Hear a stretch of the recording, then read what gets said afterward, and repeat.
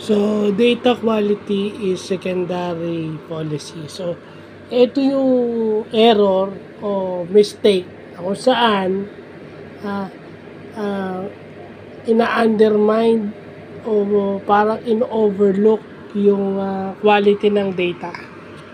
So, sinabi nga ng Google AI na itong data quality is one of the most important factors when it comes to data. Kasi, yung quality ng data also determines its usefulness, whether it's a primary data or secondary data.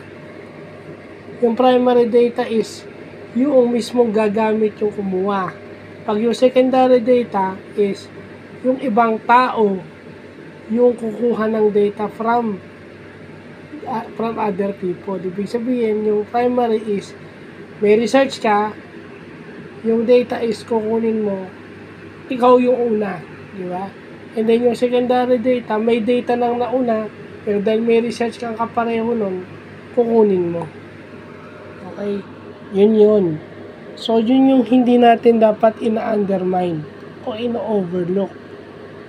Sa documentation, halimbawa, doon mo makikita yung quality ng data para malaman natin kung feasible yung project or hindi, or worthwhile yung research o hindi kung research format yon. Lagay na lang natin sa school kasi meron dyan na nagbibigay ng award, di ba?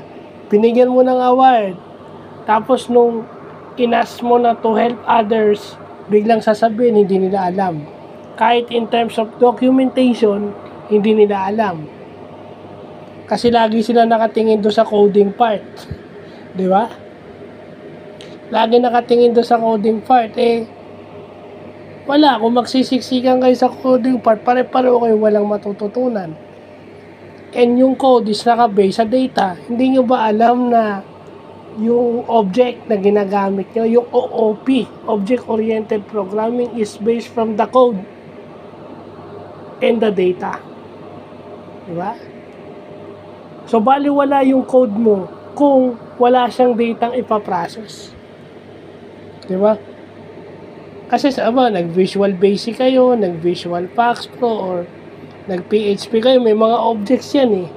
So, sige, okay yung code. Pero kung wala siyang datang ipaprocess, say for instance, 1 plus 1, data yan. 1 plus 1 equals 2. So, kung mahina yung pagkaka-input ng 1 plus 1, hindi maganda yung quality ng data.